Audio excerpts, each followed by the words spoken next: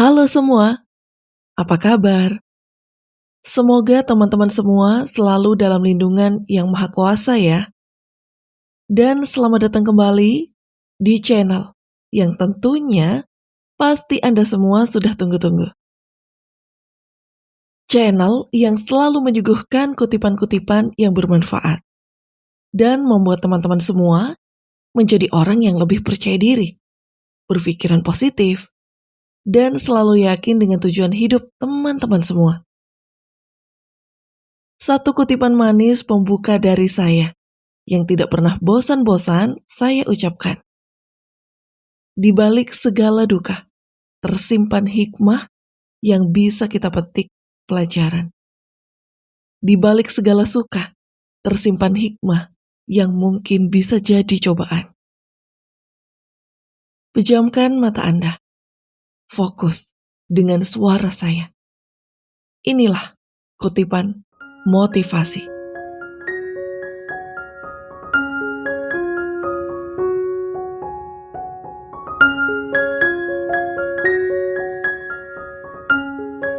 Hai teman-teman, apa kabar? Kembali lagi bersama saya, sahabat baik kamu dari kutipan motivasi yang selalu setia menemani hari-hari kamu. Setiap hari. Bagaimana keadaan kamu teman-teman? Apakah saat ini sedang dalam keadaan yang baik? Atau jangan-jangan nih, seperti yang saya katakan di depan tadi, sedang jenuh ya menghadapi perilaku orang-orang yang di sekitar kamu yang nyebelin. Bikin hati jadi capek. Aduh, gak enak ya. Bagaimanapun keadaan kamu kali ini, izinkan saya sebagai sahabat baik kamu untuk berdiskusi mengenai bagaimana sih cara menghadapi orang-orang yang bikin hati kita capek gitu. Dengan kelakuan-kelakuannya. Capek. Teman-teman pernah gak sih kamu merasa gelisah karena bosen gitu? Banyak orang-orang nyebelin di sekitar kamu yang membuat hati kita jadi gak tenang. Mereka yang menyakitkan hati kita ini bisa jadi gini loh.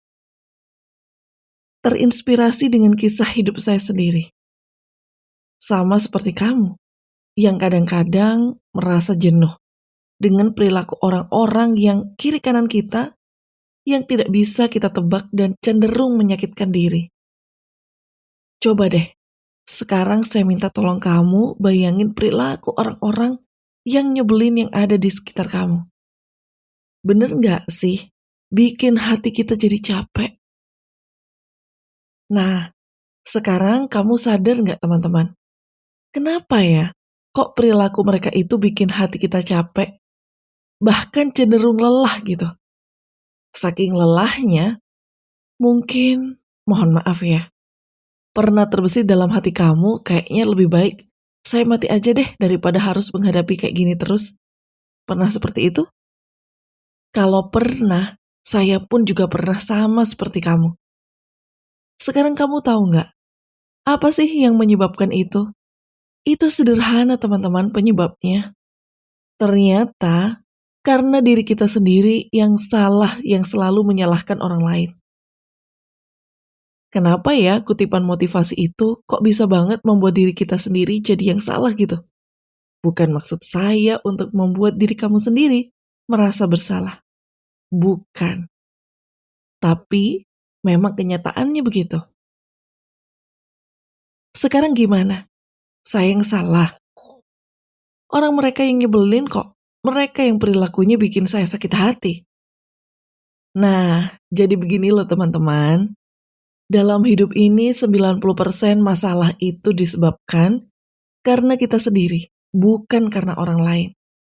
Ya walaupun mungkin orang itu sudah terlihat nih nyakitin kita gitu ya. Perilakunya nyebelin. Tapi tetap bagi saya itu adalah salah kita sendiri. Penjelasannya dengerin ya. Kalian pernah gak sih mengalami sebuah luka di atas permukaan kulit yang darahnya sampai keluar? Pernah ya? Dan gimana tuh rasanya?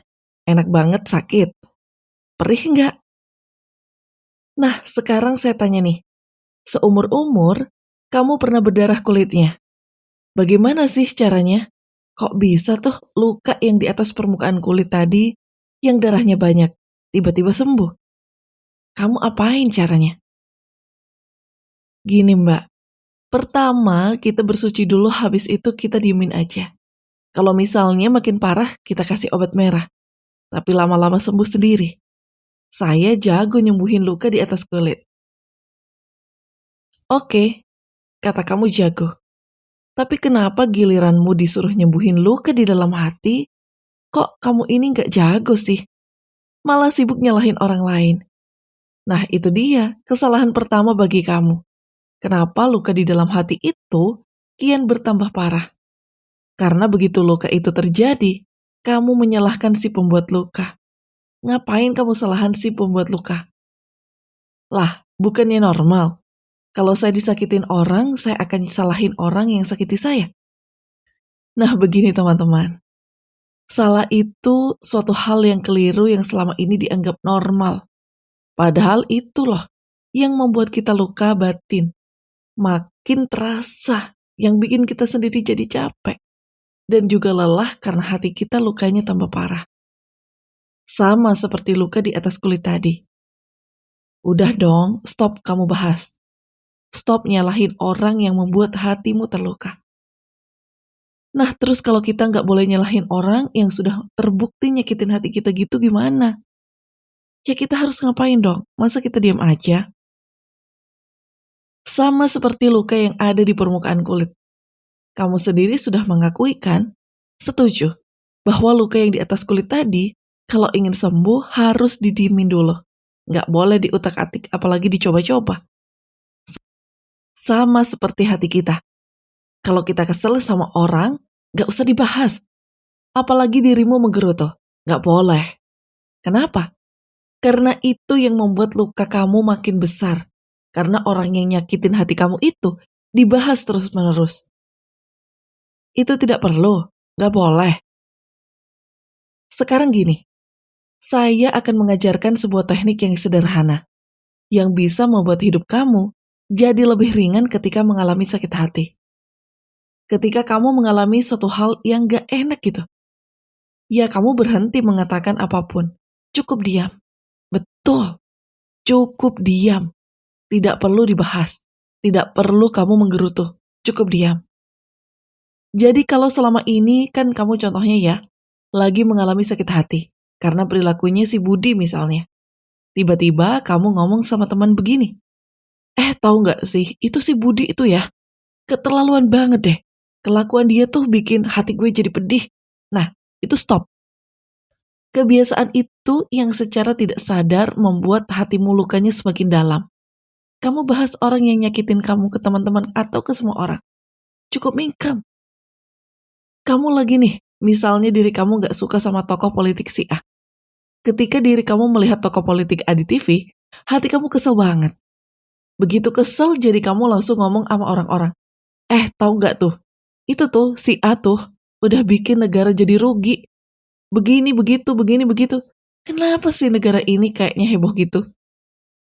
Padahal secara gak sadar ketika kamu membicarakan orang yang tadi membuat dirimu jadi sedih atau sakit hati, di situ kan luka hati kamu tambah parah gak? Benar? Nah itu dia. Maksud saya cukup diam mulai saat ini. Cukup, gak usah ngomong apa-apa. Itu dia. Sebabnya kenapa menggosip dilarang sama agama. Karena menggosip itu merugikan diri kita sendiri. Membuat luka batin kita makin bertambah parah. Mulai saat ini, ketika mengalami hal yang membuat kamu terluka. Hal yang membuat kamu sedih. Stop nyalahin hal itu. Stop nyalahin orang yang menyakitimu itu. Cukup diam. Gak perlu dibahas, hanya cukup mingkem aja.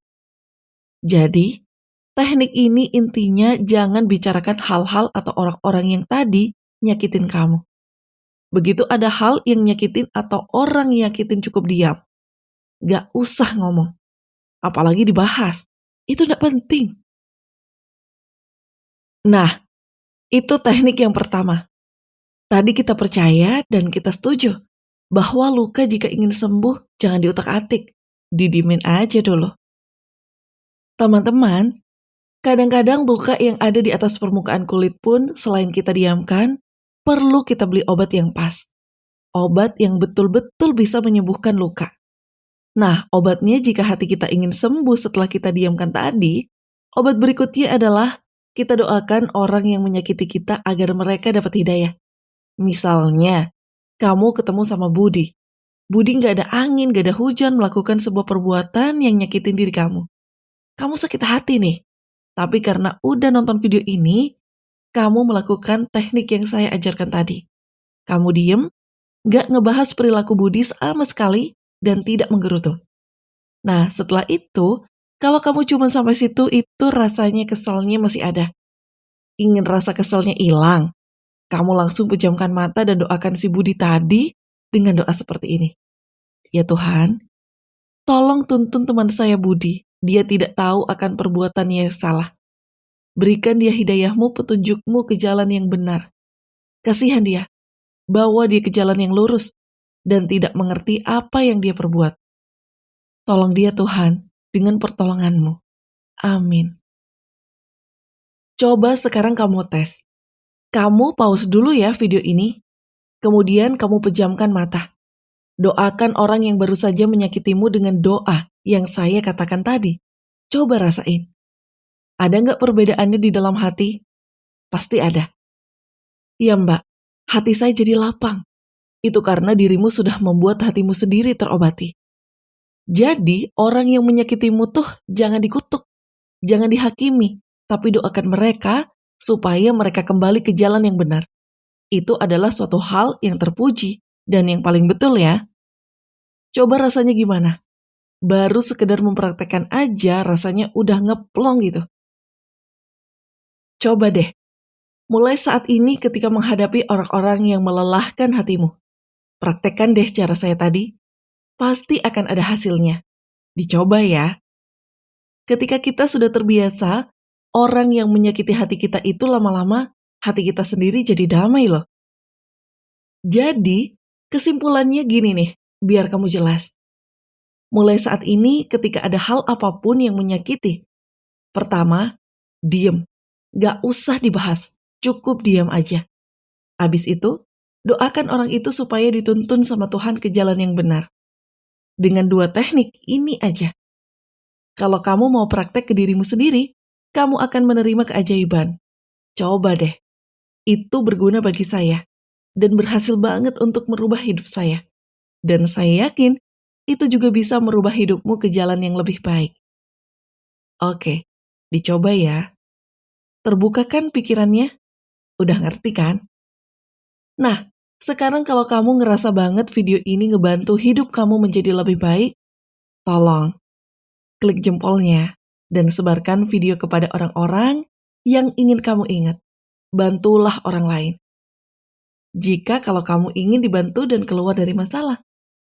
Semoga apa yang saya bagikan ini bisa membantu kamu.